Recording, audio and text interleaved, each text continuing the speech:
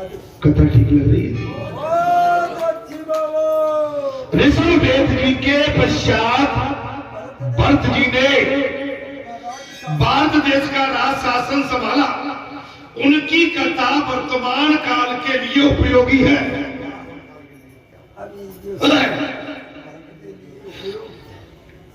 उनकी कथा वर्तमान समय के लिए उपयोगी है। भगवान सुखदेव ने रजत परिषद को बताया, भरत जी महाभागवत है, कथा सुंदर है। भरत जी कैसे है महाराज? भगवान सुखदेव ने कहा, राजन भरत जी स्वयं महाभागवत है।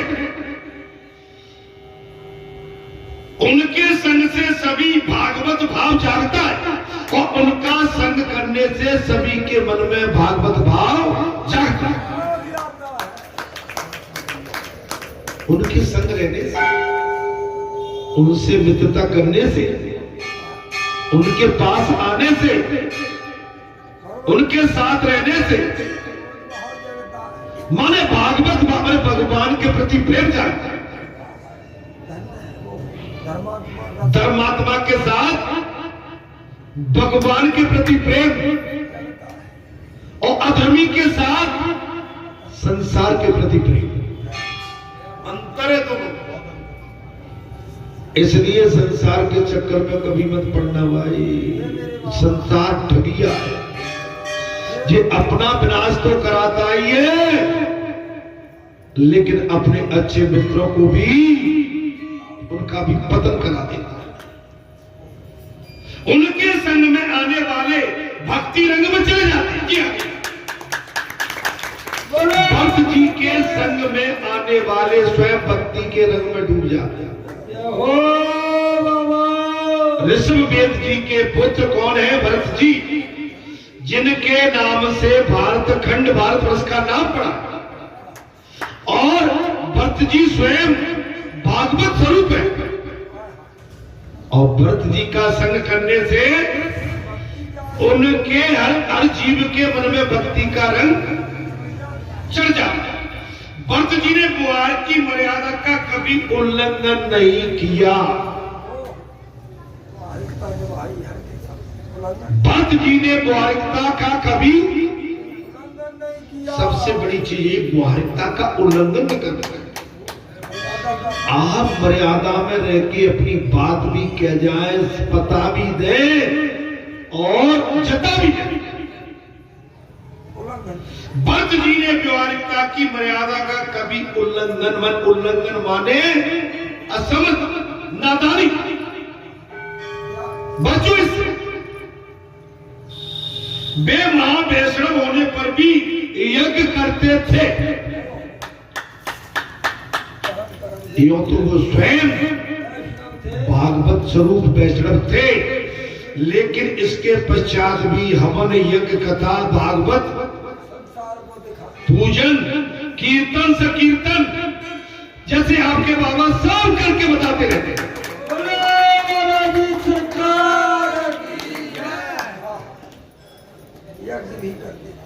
जैसे आपके बाबा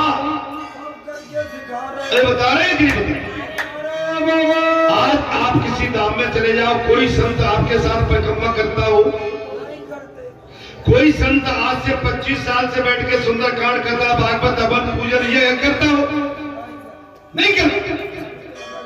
लेकिन यही सबसे बड़ी इस स्थान की विशेषता है कि स्वयं बालाजी सरकार आपके सन्मुख, आपके संग इर्द गिर्द बैठ के आपकी मित्रता के कारण ही आपके सन्मुख होकर ये सारे काम बता दे, सारे काम। अग्नि ठाकुर जी का मुख है। अग्नि क्या है? अग्नि क्या है? भगवान सुखदेव ने कहा, राजन अग्नि क्या है? बोले ठाकुर जी का मुख। प्रत्येक देव को इष्ट देव का ही स्वरूप मानकर अन्य देवों में श्री कृष्ण का अंश मानकर पूजा करते थे।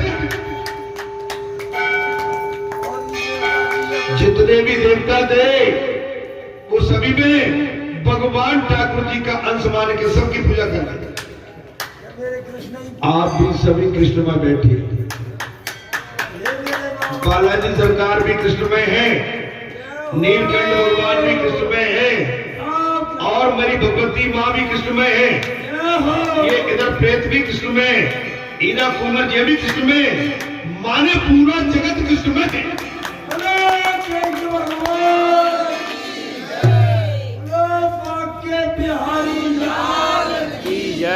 जहाँ चितवहुता प्रभु आसीना, जहाँ चितवहुता प्रभु आसीना, सेवई सिद्ध मुनीस प्रवीणा, फिर चितवा पाछे प्रभु देखा, सहित बंधु से सुंदर वेश।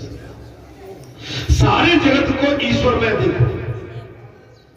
आप कहीं भी जाते हैं, मार्ग में, द्वार में, गली में, मोहल्ले में, बस्ती में, नगर में, शहर में, आप कहीं भी जाते हैं, खेत में, खलिहान में, दुकान में, मकान में, जहां तक कि स्नान में, ध्यान में,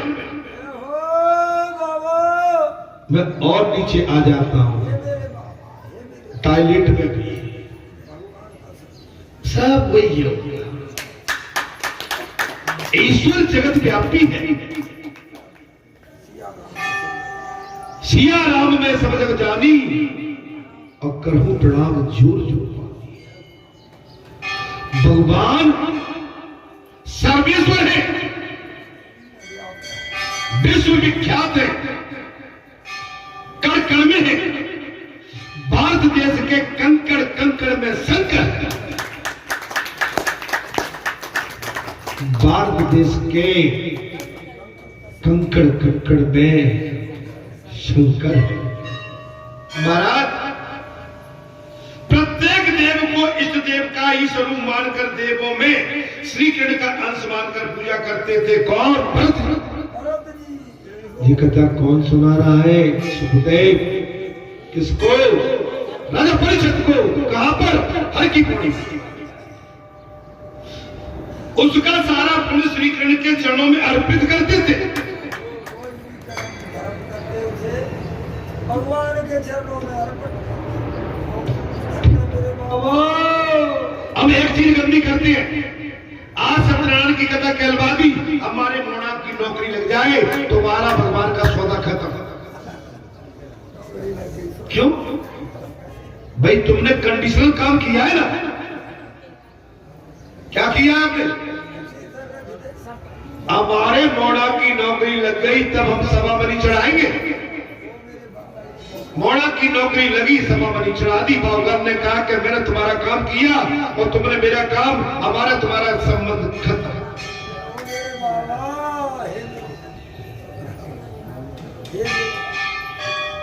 आज ऐसा काम कर देंगे, आज वो कर देंगे, ये काम हो जाए, सौदा खत्म। कंडीशनल नहीं, शर्त के साथ नहीं, भगवान के साथ कभी सौदा नहीं किया जाता। भगवान को तो अपना बना के, विनय भाव करके, उनके चरण पकड़ के, उनकी दया मांगी जाती है। दयालु दया करो। हे दयालु, दया करो। भगवान अंतर्यामी है, भगवान सब जानते हैं, लेकिन मनुष्य कितना चालाक है कि वो कंडीशनल व्यवहार करता है, शर्त लगा के काम करता। हमारी ऐसा हो जाए तो हम ऐसा कर लेंगे। भाई आपने एक हाथ दिया, एक हाथ लिया, बात खत्म, बात ही खत्म। अरे भगवान को कम से कम अपना तो बना लो। अरे जैसे हनुमान जी ने भगवान को ऋणी बना दिया, भगवान ने स्वयं कह दिया मैं कैसे उड़ हूं। हनुमान तेरे मुझ पर इतने उपकार हैं, मैं कैसे तेरा ऋण चुका दूंगा। गोपियों का ऋण भगवान नहीं चुका पाए। मांगती नहीं, भगवान से मांग के तुम भगवान का कद और उनका जो सिंहासन का जो उनका एक कद है, आप उसको भी डाउन कर दें। संतों से महात्माओं से मांगा नहीं जाता, उनके दोनों हाथ खुले। अगर उनके जो हाथ ऐसे उठ गए तो ये कल्याण के लिए, अगर उनके हाथ कहीं ऐसे रुक गए कुछ नहीं। माता पिता से मांगने की आवश्यकता नहीं है। जब माता पिता की शरण में उसका पुत्र जब से साष्टांग दंडवत करता है, माता पिता उठा के आशीर्वाद देते हैं और माता पिता का आशीर्वाद उसके लिए क्या बन जाता है महाराज? वरदान बन जाता है। हर ईश्वर से मांग के ईश्वर को छोटा कभी मत करो। ईश्वर के लिए तो रो गाओ, कीर्तन करो, ईश्वर के लिए भजन करो, ईश्वर की गाथा गाओ। यहाँ के बालाजी की गाथा को, यहाँ के बालाजी के कद को छोटा नहीं, यहाँ की ख्याति बढ़ाओ।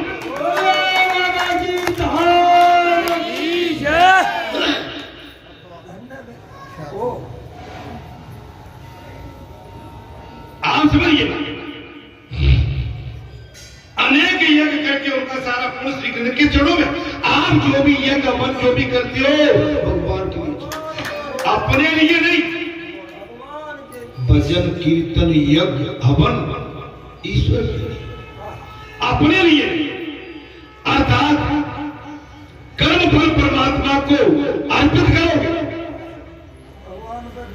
अपने कर्म फल परमात्मा को अर्पित करोगे तो आनंद होगा।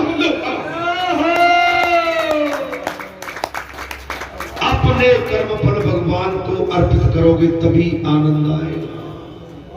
कई कंडीशन लगा दी कि एक ट्रैक्टर आ जाए बालाजी महाराज, मैं उदाहरण दे रहा हूं, या ट्रॉली बन जाए, आज कार आ जाए मेरे घर में।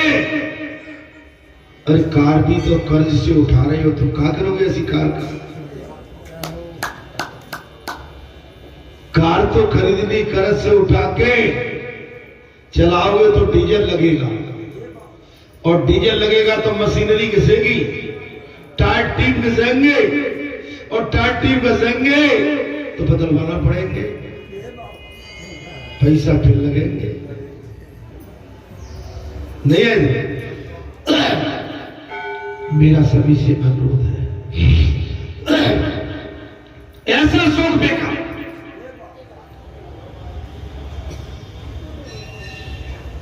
लेकिन आपकी मर्जी है। कर्म फल प्रभु को अर्पित करने से कर्म का अभिमान नष्ट होता।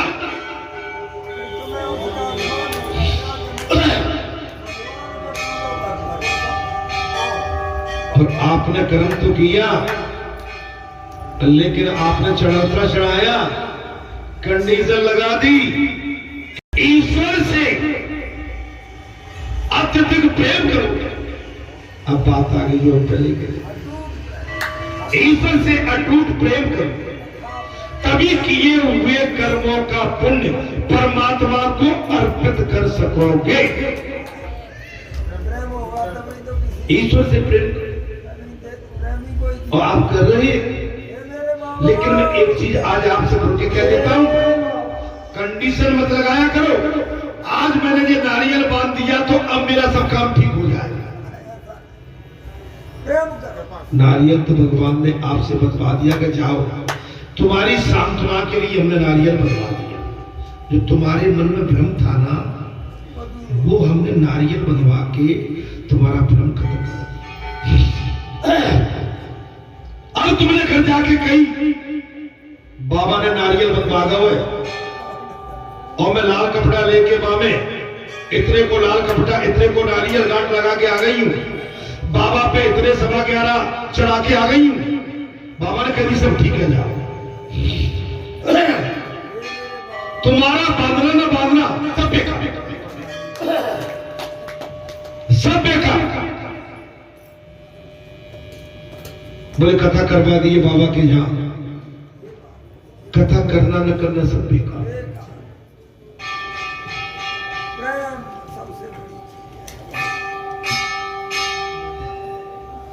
भगवान को प्रेम का सौदा पसंद आता है और मनुष्य को भी प्रेम का सौदा ही पसंद आता है। जब मनुष्य को प्रेम का सौदा पसंद आता है तो भगवान को क्या गया? प्रेम का सौदा। आप मनुष्य के साथ कंडीशन रख दो कि हम तो तुमसे तब मित्रता करेंगे, तब इतना पैसा हमें दे दोगे, हमारे लिए ये काम कराओ तब मित्रता करेंगे, वो मनुष्य तुमसे कभी प्रेम कर नहीं सकता। व्यापार हो गया। ये क्या हो गया? भारत ईश्वर से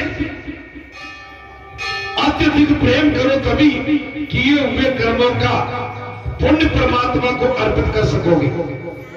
पत्नी श्रम करती है और उसका फल देती है। अपने पति को कर्म करो किंतु कर्म के फल के उपदेश की इच्छा न करो। आप कर्म करती रहिए, इच्छा मत करो। ऐसा होगा वैसा होगा, आप लगे रहो। एक किसान अपनी खेती खलियान करता है, जुताई निदाई गुड़ाई करता है। अब वो कहे कि भाई इसमें इतना पैदा हो जाएगा, उतना भगवान को जितना देना होगा भगवान दे देंगे। कर्म फल के उपभोग की इच्छा रखोगे तो कर्म का अल्प फल ही मिलेगा। अगर आपने काम तो किया लेकिन इच्छा है कि भाई मैंने जो काम किया है मुझे जो मिल जाए इतना, तो अधिक नहीं मिलेगा, कम मिलेगा। भगवान सुखदेव कहते हैं, महाराज भगवान सुखदेव कहते हैं, और यदि भागवत में कई स्थानों पर निंदा भी की गई है। सकाम कर्म में क्षति होने पर क्षमा नहीं मिल पाती। अगर आपकी सत्कर्म करते समय कोई क्षति हो गई तो उसकी पूर्ति फिर नहीं हो सकती। भरत निष्काम भाव से कर्म करते थे, निस्वार्थ। भरत कैसे काम करते थे? निष्काम एवं निस्वार्थ भाव से, और उसका पुण्य श्री कृष्ण को अर्पित करते थे। वो अपने घर के लिए नहीं, भगवान के लिए करते। हम जहाँ कथा कह रहे हैं, आप कथा सुन रहे हैं, आपने फल फ्रूट प्रसादी चढ़ाई भगवान पे, लेकिन आपने कही कि मेरे घर में ये हो जाए, मेरे घर में वो हो जाए। हम कथा में बैठे बोले मेरे घर में सब कुछ हो जाए, तो ये क्या है? कंडीशनल हो गई। और ये क्या हो गया महाराज? अपने निजी स्वार्थ के लिए, परमार्थ नहीं है, इसमें निजी स्वार्थ छिपा होगा। और निजी स्वार्थ को भगवान कभी पसंद नहीं करते, निस्वार्थ को पसंद। आप समझिए, सत्कर्म की समाप्ति में कहना है महाराज, अनेक कर्मणा भगवान परमेश्वर, महाराज अनेक कर्मणा भगवान परमेश्वर प्रियतम नम। अर्थात ऐसा कहते तो कई लोग कहें किंतु अर्थ नहीं समझते। कहना अलग है और करना बहुत कठिन है। भगवान से कहते हैं तेरा तुझको अर्पण क्या लागे मेरा, ये कहते हैं ना। लेकिन उसके बाद भगवान को अर्पण करने की बात आए तो हाथ सकोड़ लेते। अभी बालाजी धाम में हनुमान जयंती का महापर्व आ गया। अब जब आप कहते हैं आरती में तेरा तुझको अर्पण, तो हम कह रहे आओ भैया सब फिर।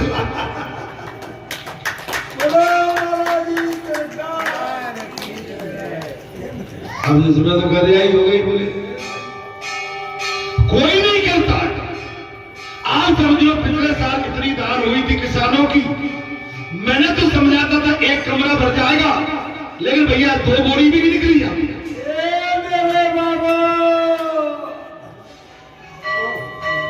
नहीं, मैं कोई किसी पर मैं समझा रहा हूं, मानव बड़ा होशियार है। सीख दे रहे भैया। आप कुछ दान दक्षिणा करना सीखो पहले।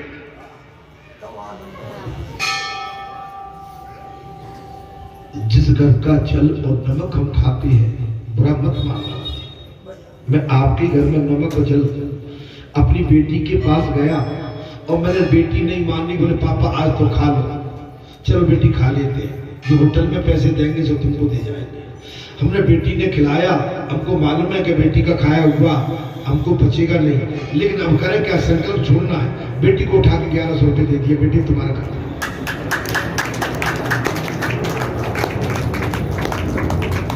आप सब लाते हो, आटा लाते हो, दाल चावल सब लाते हो, मैं आपके लिए नहीं कह रहा हूं।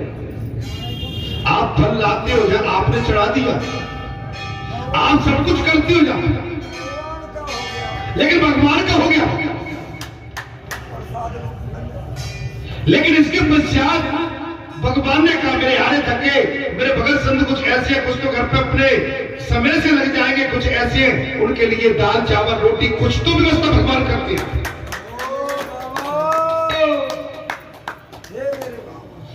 ऐसा कहते तो सब, लेकिन करने वाले बहुत कम है। भगवान को खोल के दो। सबसे पहले जो नौकरी तिजोरी की चाबी भगवान के लिए, पहले बिल्कुल हरे हरे करकरे नोट भगवान के लिए नहीं चढ़ा है। फटो फटाफट एक काम कर, बालाजी में ठोक गया।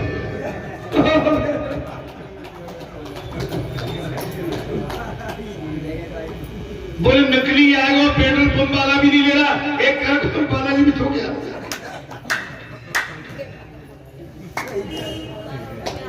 मैंने कई बार कहा, कथा चल रही थी महाराज, एक हमारी दादी रह गई लास्ट में, बहू रोज निकलती थी, कहां जा रही है दादी?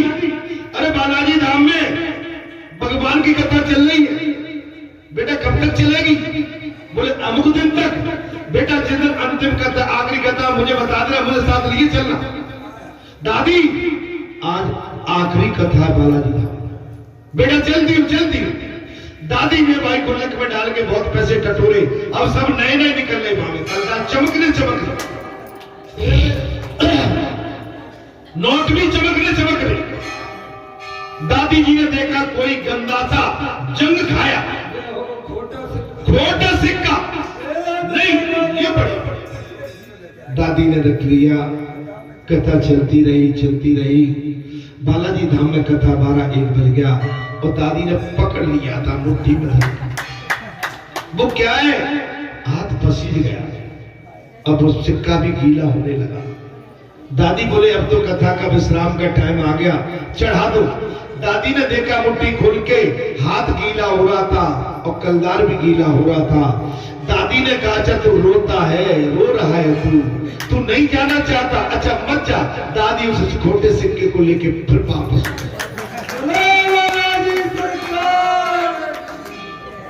बड़ी विडंबना है, बड़ी विडंबना। आप कहने को तो कुछ भी कह दो, ऐसा कर दो, वैसा कर दो, क्यों नहीं करोगे, ऐसा करो। अरे भाई हम तो सब करने ही बैठे हैं ना जाओ, लेकिन करने कराने आए हो तो कुछ थोड़ा सा यहाँ पर ढीले तो हो जाओ पहले। नहीं यह शांत हो जाओ पहले, यह विनम्र भाव रखो, विनम्र भाव। आप शांति से विनम्रता से सब कुछ पा सकते।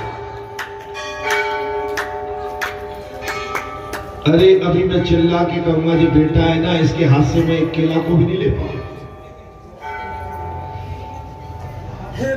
कर्म फल भगवान की को अर्पित करोगे तो अनंत फल मिलेगा। अपना किया हुआ कर्म फल भगवान को समर्पित कर दिया, आपको इसको कई गुना प्राप्त हो। अब तो समझ में आ गई, तू मांगना मत।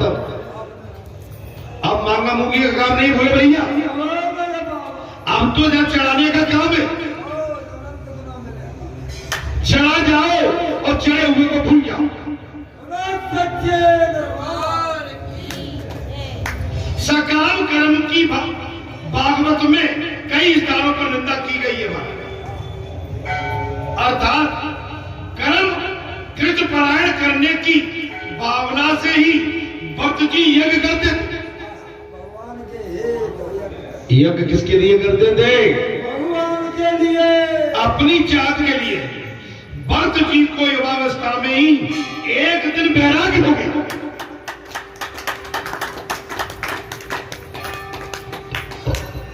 भक्त जी को युवा अवस्था में ही एक दिन वैराग्य हो गया। जिसे युवावस्था में वैराग्य हो और जो संयम करके भजन प्रवृत्ति बढ़ाए, उसे व्रत अवस्था में भगवान की प्राप्ति हो जाती है। जिसे यौवन अवस्था में वैराग्य हो जाए, संयम में आ जाए, नियम में आ जाए। सबसे बड़ा शास्त्र कौन सा है महाराज? सबसे बड़ा शास्त्र कौन सा जी? नीति शास्त्र।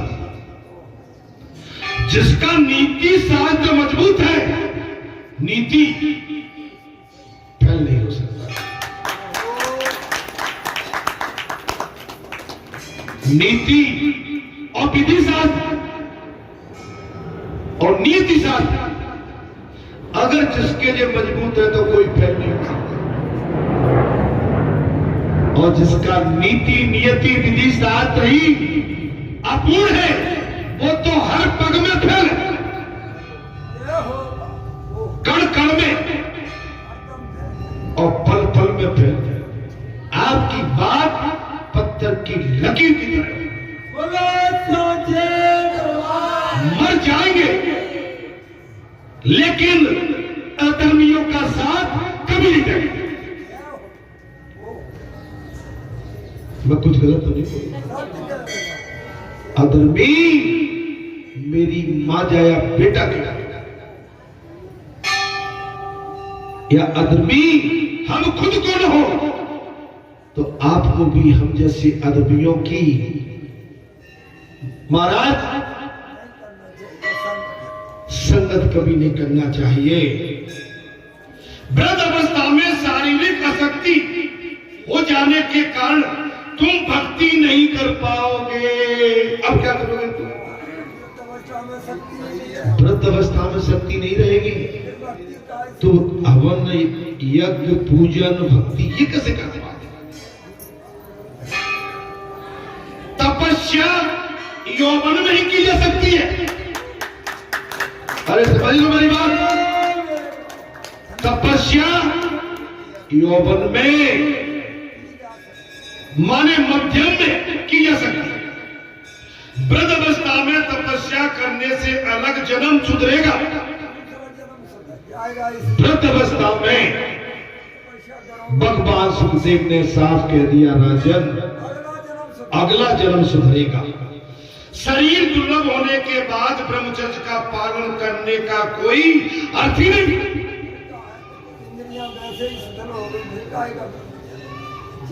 वृद्ध अवस्था में ब्रह्मचर्य का पालन करने का कोई विशेष उद्देश्य, क्योंकि वृद्ध अवस्था में तो आपकी नर्वस सिस्टम, अस्थियां सब शिथिल हो जाए। समझ में नहीं आ रही? हम इतने दिन से वैसे थोड़ी कह रहे थे मान जाओ 40 के बाद ऐसे हो जाओ। अब मैं नहीं कहना चाहता वो सब, अरे अब तो पौड़े छोड़ दो भाई। बहू बेटी पीछे लाज मार के बैठी है, पौर में निकलते दादा बैठा है, अरे पौर से हट के जाओ। ये बड़ी आपके अराई से सोचिए महाराज। व्रत अवस्था में भजन पूजन कीर्तन साधना सत्य और अर्चना करने में असमर्थ भगवान अगर उसको शक्ति देंगे तो ही चलेगा। समझ में आ गई? इसलिए मेरा आप सबसे विनय प्रार्थना है, आप बड़े सौभाग्यशाली हैं कि 25 साल से तो मैं आपको देख रहा हूं।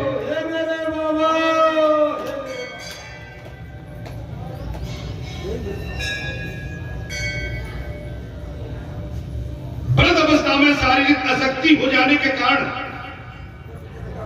भगवान सुखदेव ने कह दिया, राजन तुम भक्ति नहीं कर पाओगे, तपस्या यौवन में ही की जा सकती है।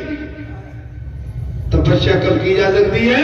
यौवन अवस्था में। और अवस्था में, वृद्ध अवस्था में तपस्या करने से अगला जन्म सुधरेगा। जन्म में कोई लाभ नहीं, अगला जन्म। भगवान सुखदेव ने कहा, शरीर दुर्लभ होने के बाद ब्रह्मचर्य का पालन करने का कोई मतलब ही नहीं है। अब क्या बचा है तुम्हारे पास? क्या बचा है तुम्हारे पास? हमने उस दिन भी कह रहे थे, झड़े झड़ाए झाड़ हो, भले काला पीलो दोहरो नीलो रंग के आ जाओ तो का बचो। ए भैया, अगर जहां सामान लग जाए तो सफेद तो बिल्कुल निकल पड़ेगी जड़े।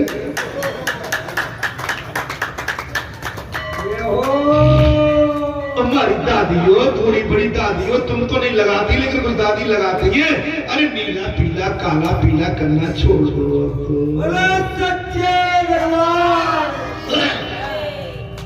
अरे तुम नाती पोते ए बाले हो गए, अब तुम देखिए हमारा अमृत बहू के सामने आगे टुकड़ा रंग के आगे बहू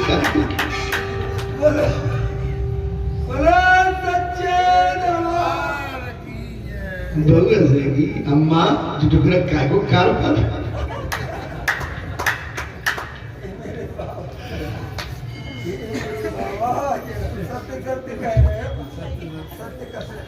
भले ही नहीं कही तक पड़ोस के देख लो क्या सब कार कर।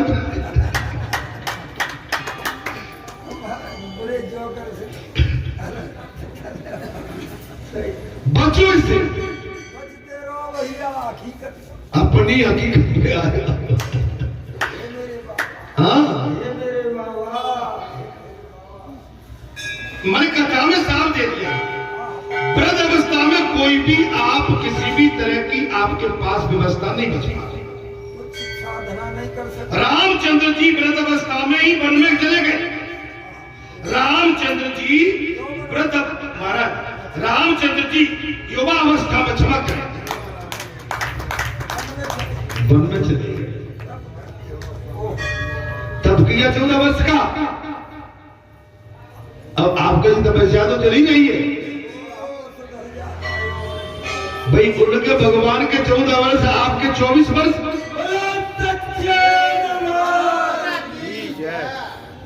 युवा अवस्था में वन में चले गए थे। वनवास के समय उनकी आयु 27 वर्ष की थी।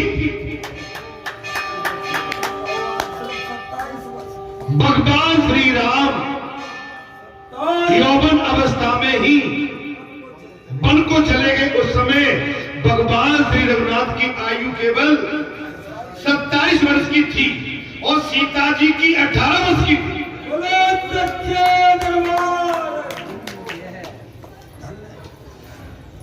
माता जानकी की आयु वनवास के समय 18 वर्ष की। रामचंद्र जी ने जीवन में ही रावण को मार दिया था। रामचंद्र जी ने यौवन में ही रावण का वध कर दिया था।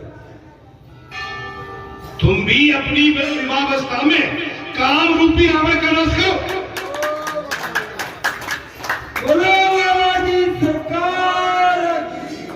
अब कई बार 10 साल पहले से कह रहे थे दूर, क्यों महाराज दूर? आपको लगता था कि बाबा तो सबसे बढ़ाएगा जो। अरे भाई, यही तो भगवान की लीला है।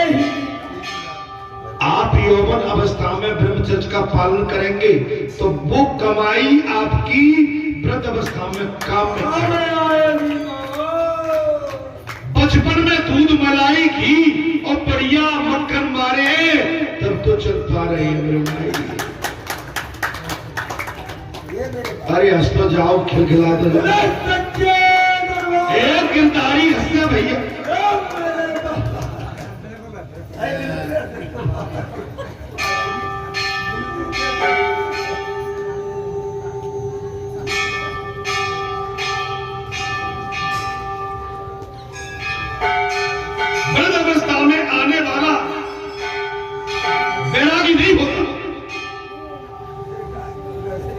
भाई वैसे ही बैरागी हो। वृद्ध अवस्था में आने के बाद बैरागी नहीं होता, जवानी में ही बैराग की परीक्षा होती है। लोग कथा कोई जा रहे हैं जो आज से हम 10-15 साल पहले कहते रहते, वो कथा आपके सामने। जवानी में बैरागी परीक्षा, जवानी में बैराग की परीक्षा। तो बैराग बैठे भाई बुढ़ापे में था क्या तुम्हारे पास? आपकी हमारी धमनियां, नर्वस सिस्टम शिथिल हो गए, उनमें उत्तेजना नहीं है, उनमें संसार की चाहत नहीं है, तो आप वैसे ही बैरागी हो। अरे यौवन अवस्था में जो ब्रह्मचर्य का पालन करके साधना करके निकल जाए वो पक्का योगी, वो बैरागी होता है।